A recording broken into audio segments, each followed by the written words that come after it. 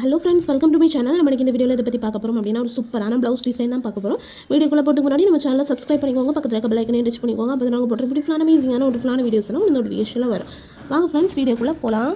First of all இதான் வந்து அந்த ப்ளவுஸோட ஸ்லீவ் டிசைனு ரொம்ப சூப்பராக வந்திருக்கு.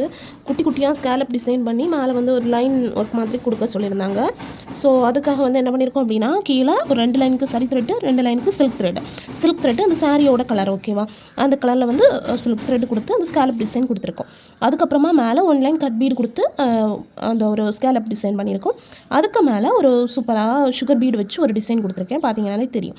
நெக்ஸ்ட்டு இந்த சென்டர்லேருந்து நான் பார்த்து இந்த சென்டரில் உள்ள ஒரு ஸ்கேலப்பில் ஒன்று, அதுக்கப்புறம் ஒன்று விட்டுட்டு அதுக்கப்புறம் ஒன்று அப்படின்னு எல்லாத்துலேயுமே வந்து லைன் போட்டுட்டு கீழே எல்லாம் வந்து என்ன பண்ணியிருக்கோம் அப்படின்னா கட் பீடு, ஒரே ஒரு கட் பீடு அண்ட் வந்து ஒரு நம்பர் 2 சைஸில் இருக்க பேர்ல் பீடு அப்படி கொடுத்து ஒரு டிசைனு மேலே கொஞ்சம் ஒரு இன்ச்சுக்கு சுகர் பீடு கொஞ்சம் கொடுத்துட்டு அதுக்கப்புறமா அதுக்கு மேலே கொஞ்சம் டிசைனு, அதுக்கு மேலே ஸ்டோன் ஒட்டியிருப்பேன்.